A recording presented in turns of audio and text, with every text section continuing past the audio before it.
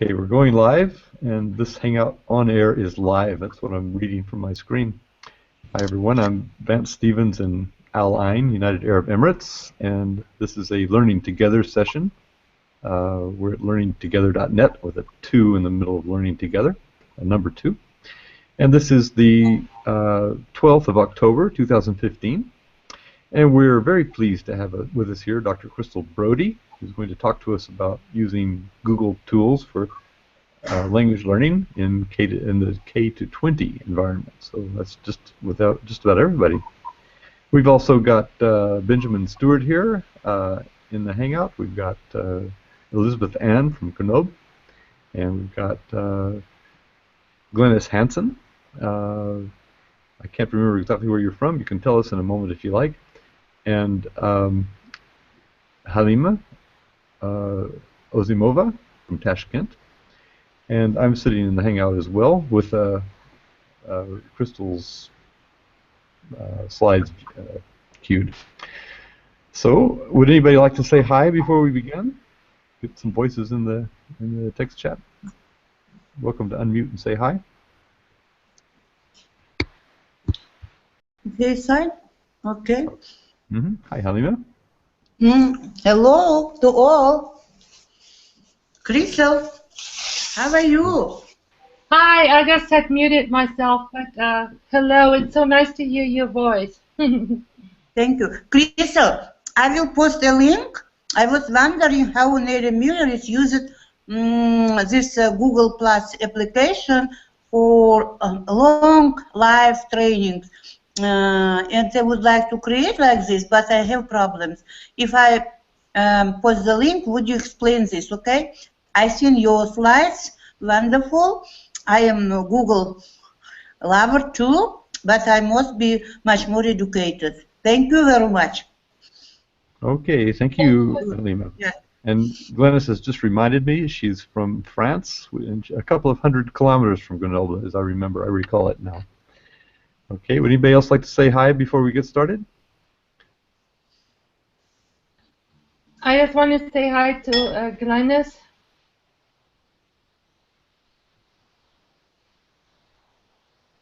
Oh, Glennis cannot speak because she's muted. Glennis, you have to move your cursor up to the top of the screen. There you go. Yeah. Okay. Yeah, so it's a tricky one to unmute yourself and talk when you get the lip sync in motion. Okay, well, Christel, you might as well get started. I'll put your slides up. Let me see if I'll do that. Okay, so like this. There we go. So, welcoming Christel Broady to talk to us about improving language learning and teaching by using free Google tools in K-12. I don't think I can see my slides. Oh, you can't see them in... Oh, you have to click on the icon. Yeah, that's right. What I've done is I've put them in the recording, but anybody who wants to see your slides has to click on the icon, my second icon. Yeah, and when you click on it, it will go up on your screen. You have to click on the icon again to get it down again. Got it. Okay. So, okay, perfect. Thank you, Vance, for making this learning event possible, putting us all together all across the world, it seems like. And thank you for all of you coming here. Let me give you a little bit of a bias and background to framing my presentation here. I am a multilingual person myself, and I learned language at a time before technology was available, except for a little transistor radio that I used to learn English under my bed sheets when my parents thought I was sleeping. It was the low-tech technology application at that time, but I think using technology is the most wonderful tool to bring language into the classroom for our children or adult learners, it doesn't matter which age. I'm now actually living in an English-speaking country and working here, and I ever so more believe that we can achieve so much understanding across the whole world by learning languages, learning about each other, learning with each other like we do today here. And so I'm really invested in this topic. My other bias is that I am a trainer of teachers. Former teacher of children in America, originally from Germany, but I'm a teacher in heart, and I teach college people now to work with K through 12 students in schools. So I'm coming from the teacher training and teacher perspective, and also from the perspective that I believe that with technology in your classroom, we can remove barriers to learning for our children, because all children learn at different, or children, not children, but all learners learn at different rates and have different needs, and what makes them be more successful. And I believe that technology can close that gap to remove barriers to learning, and that's kind of what I wanted to say first to frame my presentation. You may see that theme of removing barriers coming up frequently. Also removing barriers for teachers too, in making it easier for you, teachers, to teach. So if you go to next, please. Next slide. Or can I move my slides? No. Okay. So in this presentation, as a roadmap, I wanted to talk about Google tools in general that enhance learning and teaching in English learning context. And these tools should be working from young to adult learners, and they should be applicable for your work right away. Next. So how can we use technology overall, and how do we use technologies in ELT context? We can use it and do use it for lesson planning, for creations of forums such as surveys. We use it for cloud storage, for reading activities, for academic writing, for enhancing meaning and comprehension to learners, for drilling exercises, for listening activities, for application of concepts overall, for cultural learning, and for collaboration for learners and teachers alike. Next. So everybody can extend the classroom into the cloud, and using Google Classrooms, you can get this tool in 40 languages, and you can also use it with totally novice English learners to give them instructions in their own language to learn English. So this is going to be available for every teacher in 40 languages. Okay, next.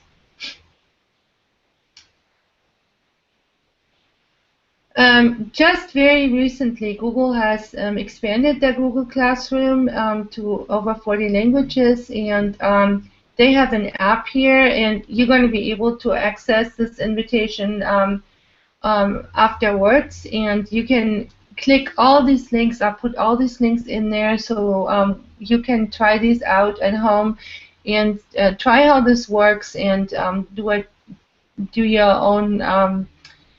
Spend your own time as long as it takes you to learn it, in doing this. But you have all the links compiled in this presentation.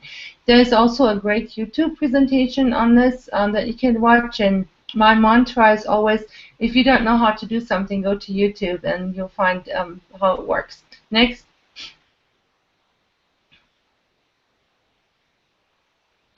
So, creating forms. I absolutely love creating forms in Google. You can find a little demo by a Google template example here that I give you in the link. How can you use forms in Google? First of all, you can do student can do reports on it. You can do pretend Facebook pages on there. You can do newsletters on there. You can do grade reports on there. You can do your syllabi in there. You can do charts and spreadsheets. You can do lesson planners, project trackers, class notes. You can make rubrics for grading, whatever you want to do. I mean, forms give you all these tools for free, and they're going to be on your cloud, so you don't have to download them to your actual PC or your handheld device, but you can keep it in the cloud and access it from anywhere you are. and share it with students and colleagues. Next. Okay. Let's see, am I talking? Yes, I am. Okay. I just wanted to say a couple of things. One is, anybody still having trouble getting the slides on the screen in the Hangout, you have to click on the slides icon. It will get big. And then if you want to reduce it, click on the slides icon again. And we have a couple of other things I'd like to say is that Maha, I think, is now with us in the Hangout.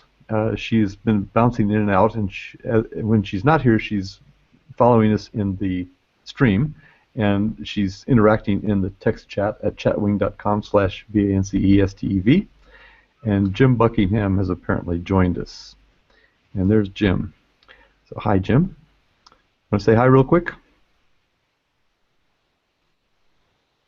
Oh, he's popped out too. Okay. All right. Anyway, go ahead, Christel. Let me give you your next slide here. Okay. So my recommendation is, before you plan anything, lesson or any activity, just consider really quick which Google tools may help you to learn, may help your students to learn, or may help you to do your job more organized and remove barriers.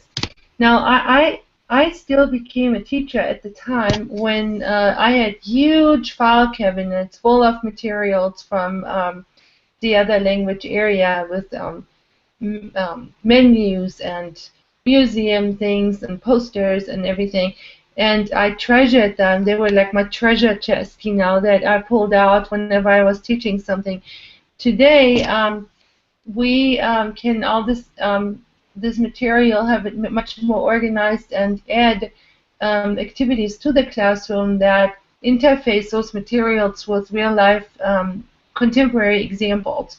And so we can put links from our Google tools into, for example, museums or restaurants or shopping places that we add to our lesson plans and our materials that we have previously already prepared. And it makes it so much more entertaining for kids to see the real-life application of materials. So can you go one more, please? So I don't know, it seems to me that many of the people here are already very versed in technology, but some people don't know that you can make forms in Google look very different, that you just don't always have to make them look white like the background of a PowerPoint is here. You know, there are instructions that are put out here how to add themes and backgrounds to your forms to make them more fitting for your purpose, because we know that when we teach language, that the more cues we can give our users and learners, the better for them to anchor it in their brain for their learning. So use themes and backgrounds that fit your learning purpose, and there's a wide variety of themes and backgrounds available, and you'll find instructions here. Next.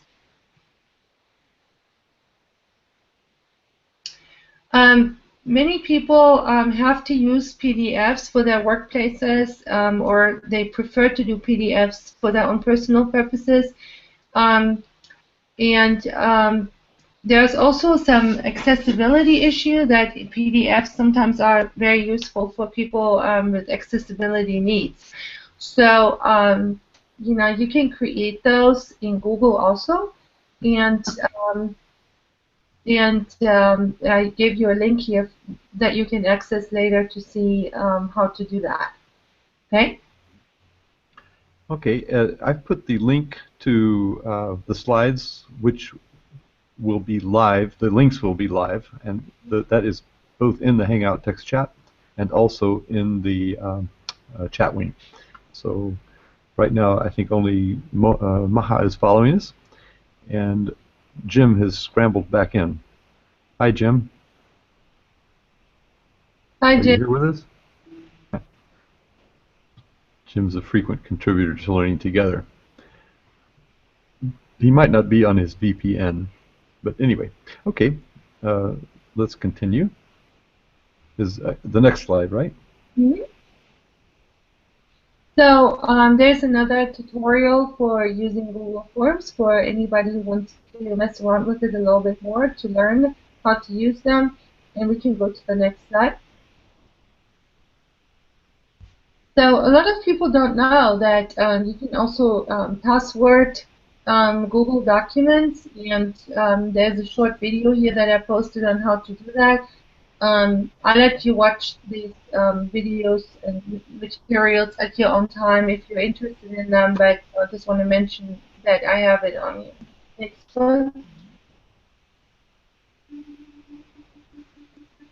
Next slide, please. Okay. Here's one thing that many people also don't. Sorry, I have a fire truck going out here on my window. Okay. Yeah, I think that was Brian People who's don't just joined know. us, and I just muted him, so it should be okay now. Okay. So many people don't know that it may be a really good idea to back up the Google Drive and make sure that nothing can happen to it. And I think that not too long ago, Google had a major outage that was caused by a lightning strike, and actually there was a lot of data that could not be retrieved, and that was a real shock to me because I always thought the cloud was totally safe from any erasement, but apparently that was not the case. And so I need to myself be a little bit more diligent too, but I put some sources here that can be used for backing up the Google Drive. So I hope this is useful for you. It doesn't hurt to even back that up too. Next, please. Okay. So almost every semester I go over and over and over with my students about not storing their materials on flash drives or external hard drives only, but also go make a cloud copy. And evidently, it's very easy to do that in the cloud drive on Google Drive, but many people just don't think about it. They still think the data is safe on the device that they actually own, and I think that really people need to change their approach to data and think about, especially when it comes to lesson plans and so forth, to double and triple back them up.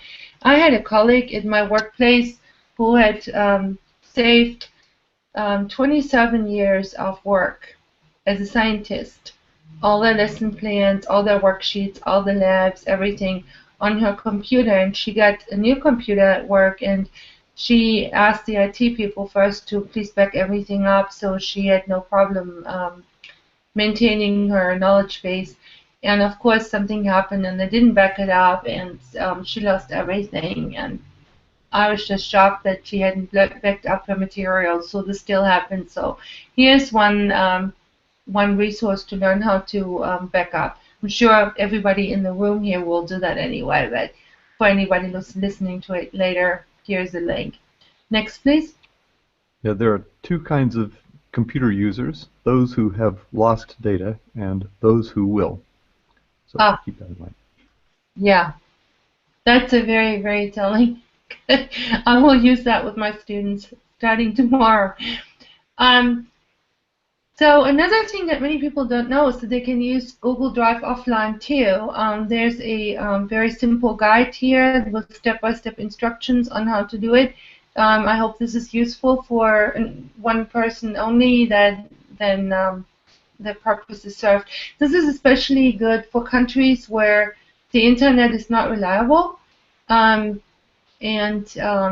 when we don't have control over it. So this may actually be a good alternative for them. Next. Yeah, I really love the synchronization because I can take my computer, say, in my car, and without setting up a hotspot, I can drive somewhere, and when I reach my destination, everything synchronizes. I can work, obviously, well, not while I'm driving, someone else is driving. But anyway, yeah, that's a lovely feature. Or when you're going on a plane, you can leave the airport and you have all your work that you were just working on, and it you keep working, you reach your destination, and it synchronizes. Well, I I cannot really imagine that you do not work on your computer when you're even driving, because you're such a computer person. I'm kidding. So it seems you're on the computer all the time. So sharing docs with students, I have so many teachers that told me that they would not use Google Doc sharing it with students or their colleagues because they think once they got into one document, they can access everything. Have you heard that before too, Vance? People saying that?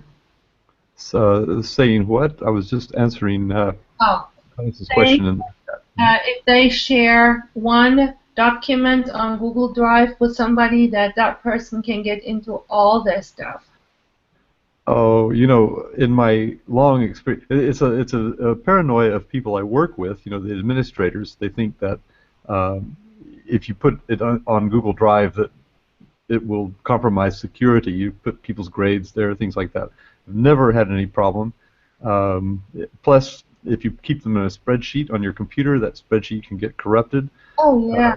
If someone comes along and corrupts Google Drive for whatever reason, usually it's by accident, you can just revert back a few users, find the data that you need to restore, and stick it back in there, and it's just an excellent way to work.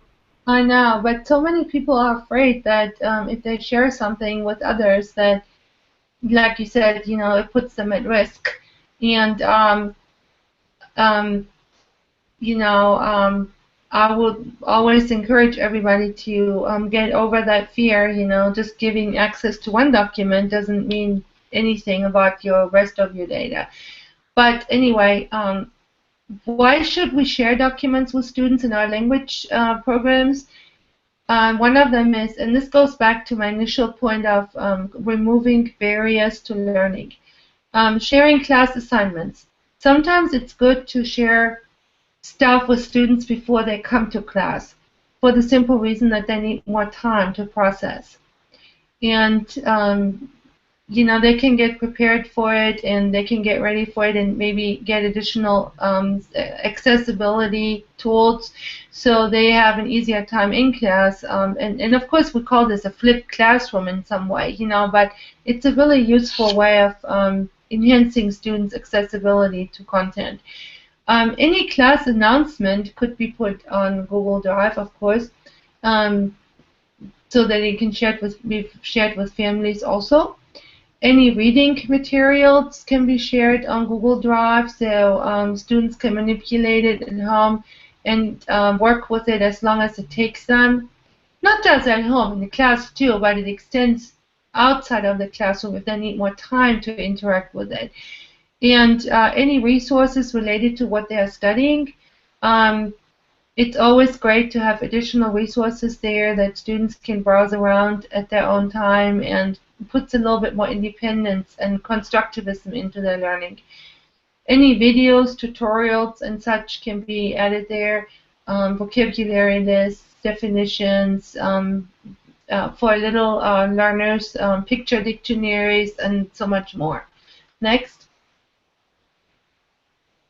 Okay, and I'll take the opportunity to say hi to Neve Torres, who is also following us in the stream and in the chat wing, at chatwing.com/VANCESTEV. And there are two other viewers. I believe they're Maha and Elizabeth Ann. So we can welcome to everybody. And also in these transitions between slides, if you want to say something, just unmute yourself and grab the mic.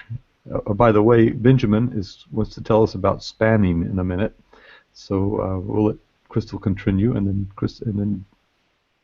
Benjamin, pop in when you feel like it. Okay, can you go to the next slide, please? Okay, so here, this kind of stuff is really exciting.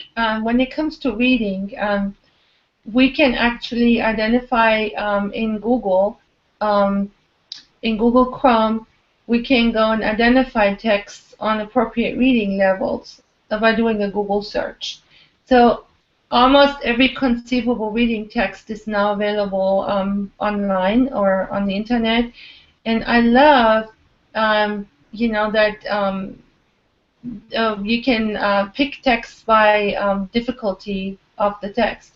And this is also, of course, good for native speakers of English, but particularly for English language learners, it gives you another little clue about what texts are mostly appropriate, and the students can use that too for finding additional text themselves.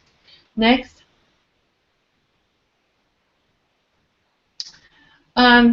Voice notes are a very great new way of using Google Documents, in which teachers can add voice notes to papers and annotations, make annotations to students' work and so forth. And of course, with voice notes, we add the whole level of listening and speaking to it, and students can use it too. And here's a source where you can read more about it. Next. On that note, did you know you could leave voice comments if you're using a tablet or an iPad? You can make comments using the voice feature in an Android device or something like that. That's really cool. And my daughter has a non-iPhone or non-i device, but I don't. And I'm always amazed about stuff that she can do that I cannot do with my Apple materials. Do you have an Android too, Vince? Sorry, having trouble unmuting. Sorry, do I have a what? Do you have a device which is not an Apple device, like an Android or something? Well, yeah, I've got I have an Android phone, and I can, but the one I use, I guess, iPad most often with my students because they all have them. So, but we do a lot of voice work. It's very handy. But especially you mentioned the voice notes. I don't know about that. I'll check it out. But just if you're in a Google Doc and you want to leave a comment, you can use the voice keyboard tool to leave that comment that way. In fact, you can speak to the students and leave a comment exactly what you said in their Google Doc while you're standing right next to them if you like. Yeah, I think that's a really nice language class tool to use for, just putting them on notice and see how much they get, All right, so there's like a visual guide for teachers what to do with iPads in Google, with Google Tools, and it's an infographic, and just more of the same of what we talked about before, just in a visual form. Next.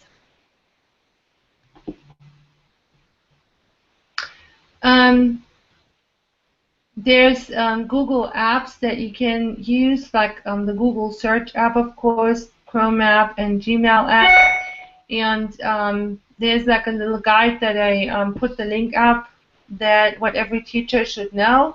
Google apps for every teacher. So you may want to click that and see which ones may be useful for your particular learning and teaching environment, and see which one works. I just so love Chrome because I can let the students speak the searches into Google Chrome, and then of course if their pronunciation is not good enough, it will not execute the search correctly. And so it's a wonderful assessment tool, to see if they pronounce something appropriately for language class. Of course, for us foreigners speaking English, it is a good tool for me too, to see if my English is good enough too. Can we go to the next slide, please? Google Drive apps are related to Google Drive, Google Docs, Google Sheets, and Google Slides. When you get the PowerPoint, you can click each one of them, which is a link that gets you to a number of apps that you can try out and see which ones would work for your particular context. This is kind of a collection of them. All right, next. Of course, all the students love social media, and they love emulating or mimicking social media. And a lot of us here in the United States are really concerned with privacy laws. I don't know how much privacy laws play into your activities in your other countries, but in Germany it's not very important for schools, I can say that. But here in America, people are really hyper about protecting students' privacy, and you can get even into prison, really, if you violate that. So finding places to use with your students that mimic social media while they protect are really important. And some of them in Google are more protected, such as Google Plus. You can make a circle only for your students, or you can use Hangouts only with your students, like we do today. And if allowed, you can use Blogger with your students to start them on blogs. A lot of these places are really safe, especially since you control who can access them and not. So I really like that feature about Google products. Next.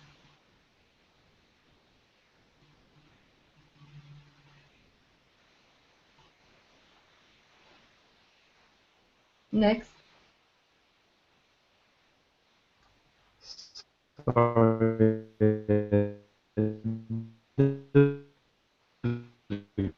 Click. Okay, can you hear me okay? Did something happen with my connection? Oh, yeah, I can hear you. Yeah, for a minute I couldn't, but yeah, is this the right one? Yeah, it is. So another really great tool is Google Maps and Google Earth. Of course, for language classes in particular, we're really interested in the geography and traveling in or to the other countries. And of course, with Google Maps, we can even do activities with our students, such as following directions and finding places, do like a treasure hunt and all kinds of stuff. We can look at real addresses, we can look at real houses, and we have something else just opening up here. Yes, there we go back. And this is really great for kids to, or all learners, really, all ages, to have a real-life application. And I think I'd really like to do treasure hunts with the students where they have to find certain places following certain directions, and you can use Google Maps and Google Earth for that. Multimedia apps, I have to yet find a kid that doesn't love all kinds of multimedia stuff. I mean, kids love anything that's animated and where music and movies and all kinds of stuff are accessed. Of course, they love YouTube, and I think every teacher should have a YouTube channel, honestly, to put stuff out for class, and if they make it private, it can also include work by students. TeacherTube, of course, Google Play Books, Google Play Music, and Google Currents. And all of these are highly multimedia using apps, and students just completely dig them. As I said, I really think that every teacher should have a YouTube channel, and even encourage students to do YouTube videos, and kids love to make videos. And it's such a great way of keeping stock of their learning progress over time, especially when it includes listening and speaking. They can really see such a difference in their ability, and it makes them so proud over time. Next, please. Photography apps, kids really like to do photography, digital storytelling, and so forth. Here are two items that you can use in Google, and just see which ones the kids like. Making digital stories, telling the story of their family, and depending on what vocabulary you do and what level you do, they can do a photo story at home about the topics and own their learning and construct their own learning, or even make photos of vocabulary if you do this. And so you can share them in different ways in Google. Next. Google Translate of course, as we all know, is a tool that needs to be taken a little bit with a grain of salt. Um, Sometimes it works for short phrases, but in many cases it's falling short still. What a miraculous thing a human brain is, that it can translate from one language to another. And even with all of our technology, we have not found a likely abled technology tool that can do the same as a human brain can do. But Google Voice is a great tool also for accessibility. Chromecast, Google Administrator, and Google Authenticator are great tools to use with language learners. Next, please.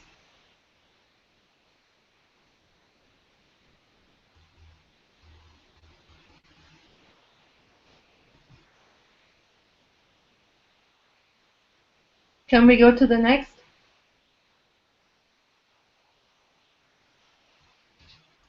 Yeah, I have. You Oh, might here. be getting a lag because your voice is coming in and out. I think it's going to be fine on the recording. Okay. Okay, Of about course, reading comprehension. yes, yes. Reading comprehension, of course, is one of our big areas in language studies. A lot of language classes are very heavy on reading and reading comprehension. And for younger learners and older learners alike, picture dictionaries are wonderful ways of learning vocabulary if we anchor it while looking at a picture of the item or the concept. Talking dictionaries are wonderful. Um, I also think it's great to share it at home with the family and with siblings, what they have learned, and showing them the pictures. Um, Here's a little instruction on how to do that. Of course, the application Read and Write is a wonderful text-to-speech tool that can read documents aloud, and students can really test their listening skills, listening to read and write text to speech.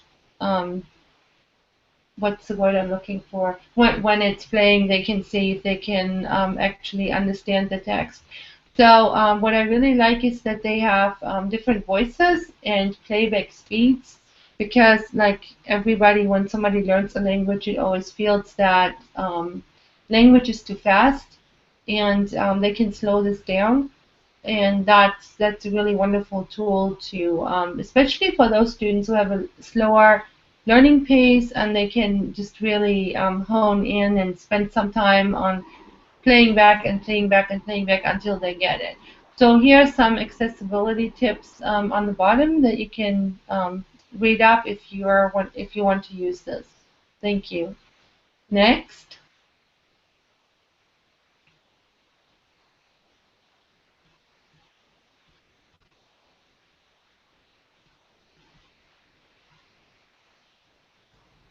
Yeah, I'm sorry. It's actually, I'm on two computers. One of them has gone to the next slide, and this one here has not. So let me just see if I can force it. Hang on a minute. Okay, I'm back on the previous slide. Let's see. Going to the next one. Unless for some reason it's not in the Hangout. Let's see if slide 28 is not coming on. Slide 29. I'm on slide 29 on my shared computer here. And it appears to be in the Hangout. Oh, here we go. That's the wrong one. Yeah, you went slide. I got the right one. Oh, okay. Yeah. Yeah. Yeah. So I'm a big. I'm sorry. There's a lag between my next to each I'm a big fan of pictures. Even with my adult graduate students, I use a lot of pictures in our classes. Even when I write something to my English speakers, people love images because an image can express more than 1,000 words. And if students can find a good image to express something that we would say with words. Otherwise, that's also a very, very good comprehension tool. Um, the We can add images to Google Documents and Forms, and here's a step-for-step instruction sheet on how to do this. I think we should really all add pictures to our learning documents for students and make them interesting. So many times when our learners see textbooks and materials, the pictures are old and outdated. And with our fast-paced world, I think there's no reason why we should not have updated pictures on there. But that's just a personal thing, because I really like to link with the learners' experience of the world and where they are in order to get the maximum learning. And if we have old materials, that oftentimes doesn't work for the learning output. Okay, next please. Number 29.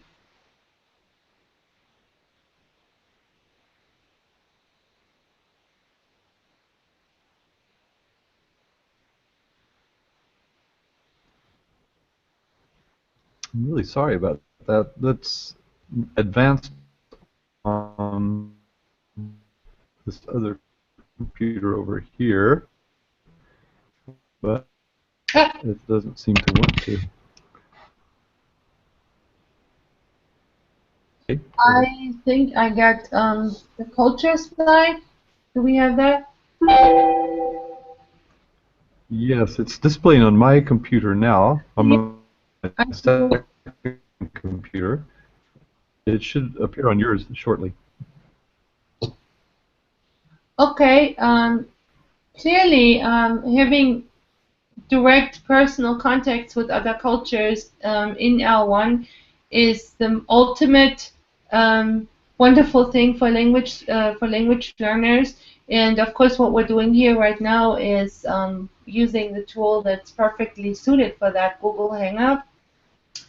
And I found an article in Educators Technology, Easy Ways to Create Google Hangouts, and hopefully this is useful for some viewers.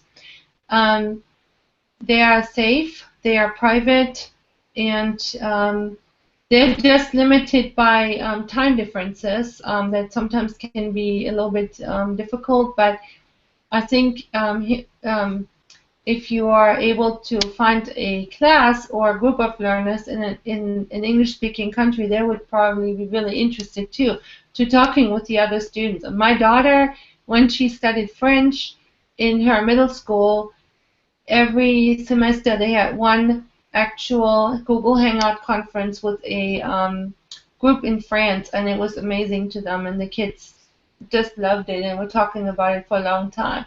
So I really think that's one thing teachers should definitely do, especially when you have like also English studies for professionals, for English for specific purposes studies. Linking up with a group of professionals that is in the same field will be so useful, and make it all real. Vance, I lost this slide presentation and I just see your still picture on the screen now. I think Vance got kicked out.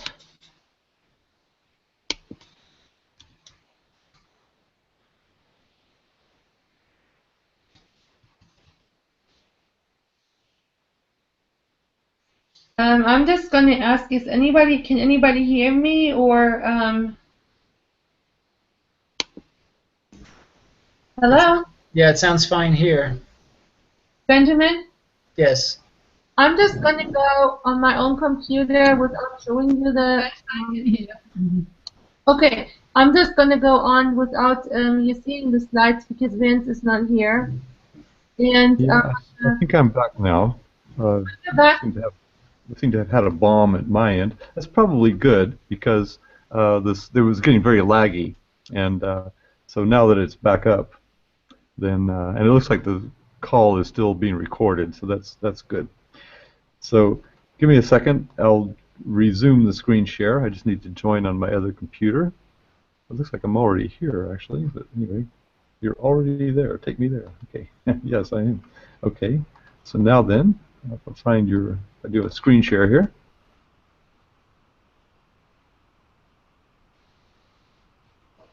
So while you are looking this up, I'm going to continue talking so we don't lose that much You time. share that.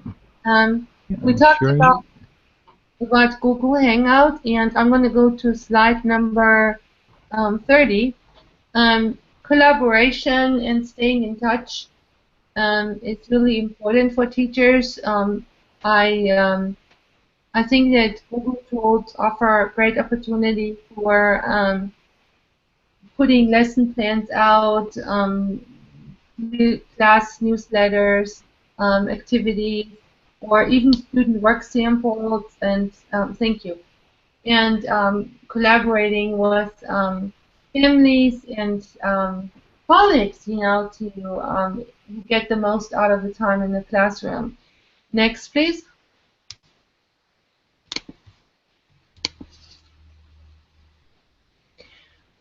Authentic communication, as I said, you know, communicating directly. Yeah, a little bit of a lag. Communicating directly with people in other countries, getting students connected with other school classes, first maybe with a Hangout, and then also maybe exchanging actual emails with kids and or adult learners, it doesn't matter, you know, and connecting with real people. I cannot tell you how many requests I get every day, really, from people all over the world that say, I would like to stay in touch. Would you be able to support me? I want to learn English. Can I write with you? And people really use this all the time to check on their ability to communicate, particularly more older learners, the upper secondary level, and adult learners. Next, please.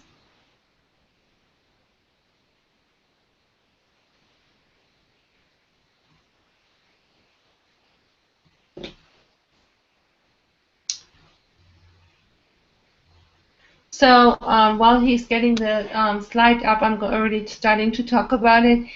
I love this idea of back channeling while we're teaching, back channeling and exit tickets.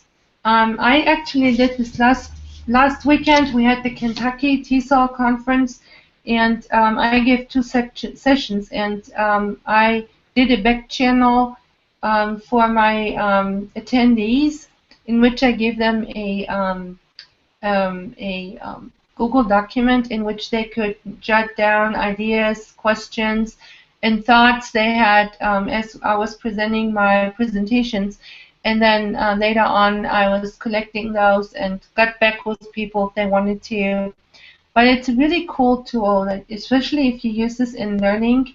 When you are teaching a certain topic, let's say about literature particularly, or content language piece in math or whatever, and you have a back channel to your class, then you're really able to connect with your students to collect their challenges, their questions they have, or sometimes even the deep thoughts, and maybe identify areas that need to be still worked on with students. So for my back channeling, I got some people's ideas, and some of them had some ideas that I could add to my knowledge base, and also some questions that they raised, and I got back with them. And then I'm going to see your whole desktop right now here, and not just the presentation. So the back channeling idea I also developed on the same slide that you see here, would be actually the next slide, number 33. I'm talking about exit tickets. Exit tickets are really cool items that we use here in America, and I'm sure in other countries too, to just give students a very quick check on what they take away from the class. So exit tickets allow students just a little bit of time of reflection. They can also share if they need any additional support. They don't get something yet. they communicate directly with the teacher and can give the teacher help to differentiate the support for a certain student if they don't get something. So exit tickets are something that we do in class right before students leave the classroom to take stock of what they take away from the class. And I'm ready to go to slide 34, please.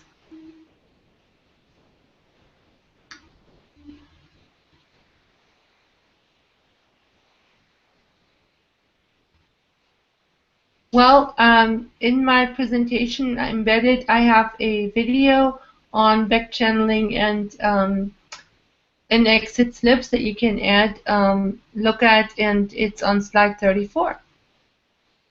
I'm going to go to slide 35, to assessment, and utilizing Google can cut down tremendously on our grading time. You can create quizzes that grade themselves automatically, and I give you a link to how to do that. There's step-by-step directions, and they're really great. Even if you have an online classroom for your class, you can embed this into your classroom to give students a very quick self-check on how well they did and if they need to relearn something. It's all about removing barriers to learning to students. I'm going to go to slide 36 now. You can also create report cards with Google Documents, and there's a report card template in the Google Drives, and I give you instructions on how to create those. And I think I lost Vance again. I'm going to continue my presentation because you're going to have the slides later and can look over them to get all the resources from there. On slide 37, I am talking about ways of using Google tools to publish something. And Vance, we're on 37 now, slide 37. And there's a powerful presentation tool in Google to easily create and share slideshows, and they are just like PowerPoint, only on the cloud. And students, what's nice about it is that students can collaborate on creating them while not even having to be in the same room. So that's on slide 37. And I'm going to slide 38 now. And slide 38 talks about. Am I connected? No. Maybe I can see Vance, but he cannot hear me, I think. Class newspapers are a great way of getting students engaged in writing and also staying connected with families, especially if they pay a lot of tuition. You want them to see what the kids are doing in class. So I give you a newspaper template for Google Documents that you can use to create really professionally looking newspapers. Meeting native speakers in a newly released classroom tool by Google is another link that I give you on slide 39. And on slide 40, I'm talking about using Google to teach English with content language. I'm not sure about the people that are listening to this today, if you are teaching English for the language itself or embedded in content areas. But if you do teach it embedded in content areas, I gave you a link that will allow you to use Google for that purpose too. Google, on slide 41, I'm giving you an example of how you can make math symbols in Google Documents. Some people may not know that, but there's actually a tool that you can use to actually make math symbols in Google. I'm on page 42 now on talking about how to do academic writing using Google. and citing papers and academic articles. There's a Google tool that I provide you here with that makes you do annotations and references and collects them so you can appropriately cite and write academic papers using references the right way. So Google also has a search term modifier tool where you can learn how to do the best searches on Google Chrome or in the Google search engine. Hi, Vance, I can hear you. And I give you a tool for that too. Of course, anybody who likes to do more advanced searches should use Google Scholar, and I give you a link to that. I find that Google Scholar is almost as good as any of my library silver platter researches, and I find pretty much the same results on Google Scholar, which is really amazing. So here's a link to that. Also, here's a Prezi about for teachers how to use Google in the next slide. I am now on slide 46, and in it I talk about how Google can be used to meet up with other educators to be better prepared. Thank you. I got the right slide on the screen now. So there's a infograph here for you with a resource where you can go. I think sharing with other educators is wonderful. That's what we're doing here today. And I think that people across the world facing the same problems and teaching certain stuff in English, and instead of reinventing the wheel, it's much better to get in touch with somebody who has the same issue that they're facing and find a solution together or share something that works really well. So building that professional learning community is really easy with Google tools. Next slide, please.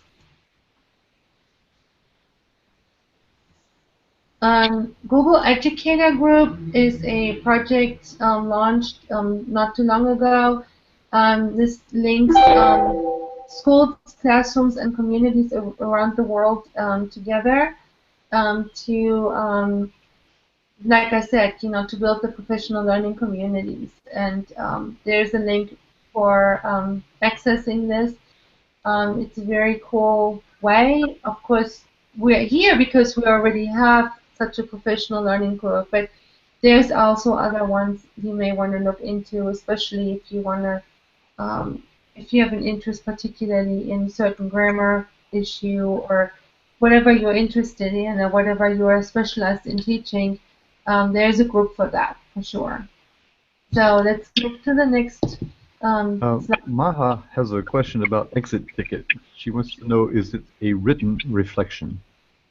It could be anything, Maha. It could be a spoken or a written one. You can use handheld devices and ask the students to speak something in there. Give a little spoken report, 1 minute, about what they learned during the day, or to have a little written one. You can have a Google form in which they answer questions, yes and no. It totally depends on what you want to know, what the students take away from the class. I like to do those even with presentations that I do, to ask people real quick what they take away from it, and I usually prepare a Google form ahead of time in which they input the information. So whatever it would be, you can also do it orally. Okay?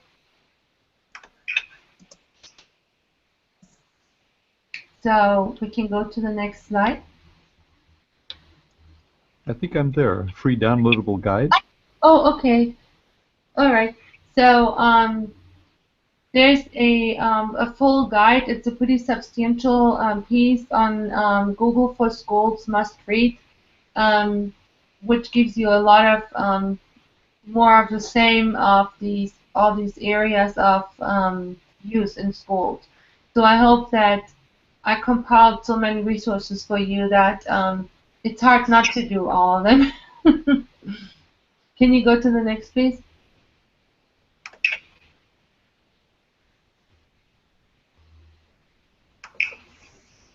I've gone there on my other computer. No telling what's happening. There seems to be a bit of have you got it? Uh-huh. So, there it is. Also lately, I'm meeting more and more people who are taking their English teaching to the next level. I do most of my service of sharing for free because I have a job, and so I do this as a service, but a lot of people are depending on income making, and English is the skill that they use to make a living. So Google Hangout is also something entrepreneurs can use to actually charge for services, to explicitly teach people in their skills personally or in groups. And there's a source for teaching online how to do that and make money with it for those of you who are interested in it. As I said, I do my training for others as a service, but that may not be everybody's luxury to do. So here's a chance of making some money. Next. So the yellow does not come out really well here on this, but here's my email that you can use in order to get in touch with me. I have a very active community of practice on my ESL or ELT blog, a technology blog, Twitter, and LinkedIn. And it's a pretty large community, 179 countries participate, and I'm always interested in great ideas. If you have something that I haven't mentioned that I forgot to mention, I would like to hear about it. And I hope that that some of the links information is useful to you in your work with kids or adults. As I said, the main thing is to use technology to overcome barriers to learning. Whatever makes students more successful and you more successful, really, is a perfect use for technology. And anytime we don't use technology where we could, it's sad that we don't reach the full potential. So I'm encouraging everybody to try to take advantage of the full range of tools already available to us for free.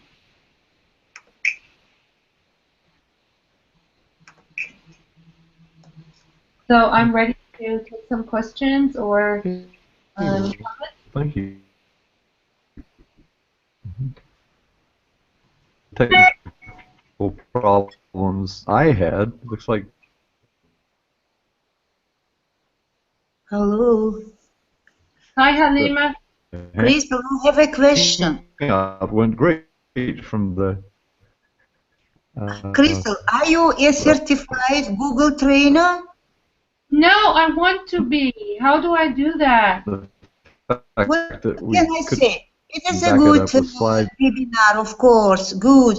But if we take into account that we in advance learned, studied all your slides, maybe not strictly to follow all the slides, but new some events, like I was deeply surprised by this document of Nella Müller.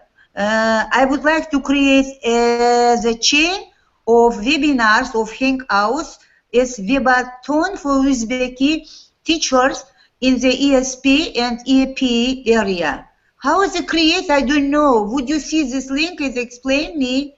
Because this is timely connected as chain, then they are connected due the topic, due the content. It seems that is a 1 year, so to say, training. It is good for me, but I have a problems. Maybe could you explain me in private letter or in my, we have a good site, Uzbek educators. And many people would like to know how to make things like Nele Müller also is making. See, also it is her young learner trainers, it is. And you, this I was yesterday in the training.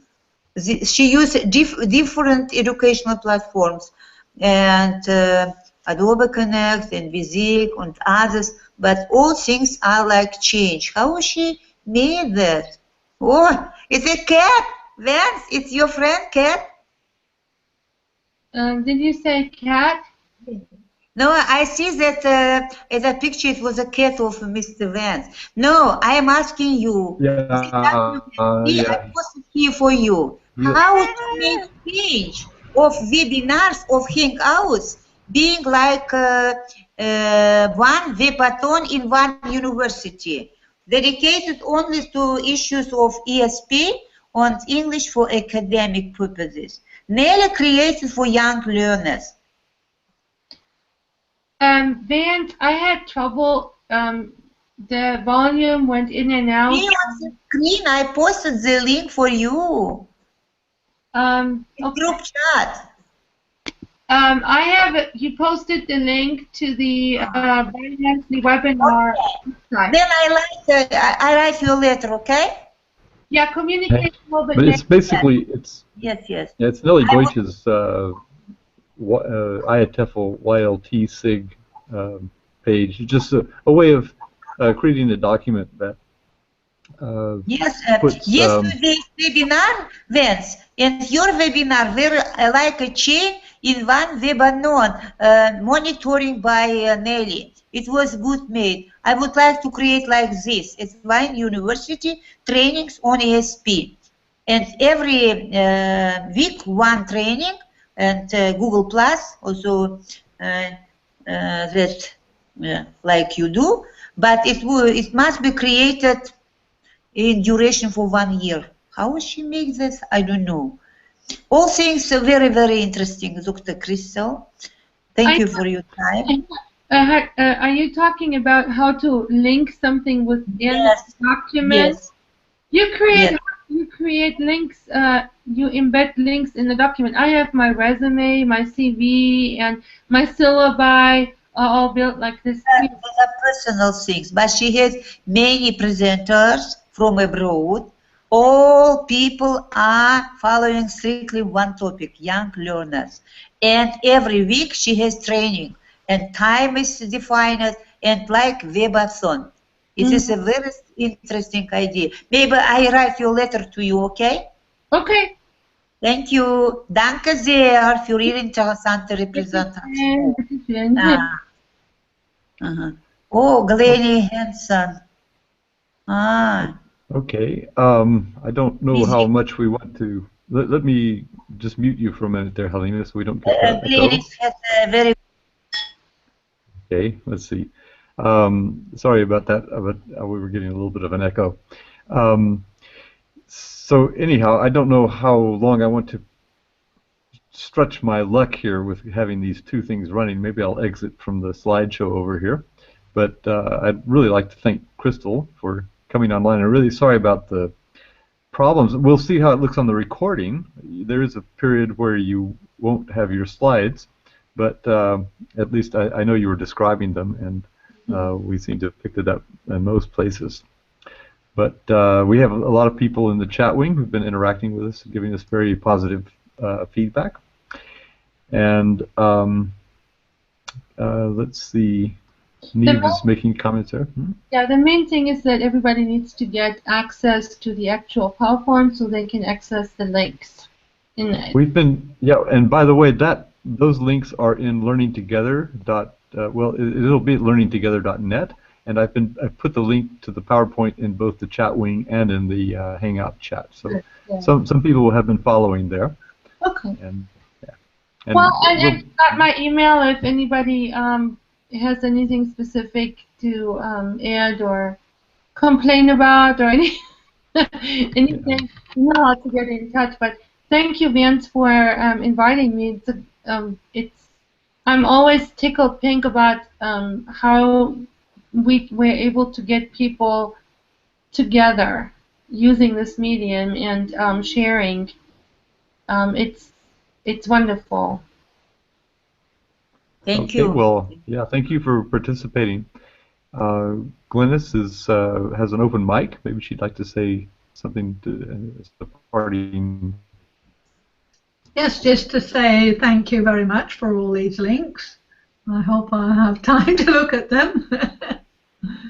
Well, you know, if you only look at some of them, they are kind of repetitive. You know, I kind of scaffolded the links in the presentation. Okay, So, I'm yeah. hearing a lot of because it could be just be at my end.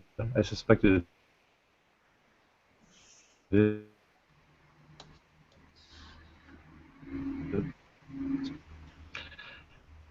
Anyway, well, Chris, this has been Christel Broady telling us, and already are,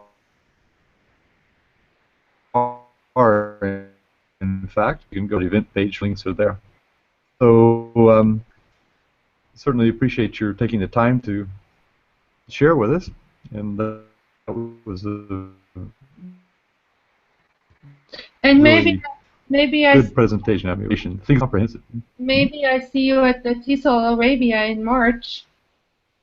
Oh, okay. Well, I'll probably be there. I usually am. I'm going to be there too. Oh, great. Okay.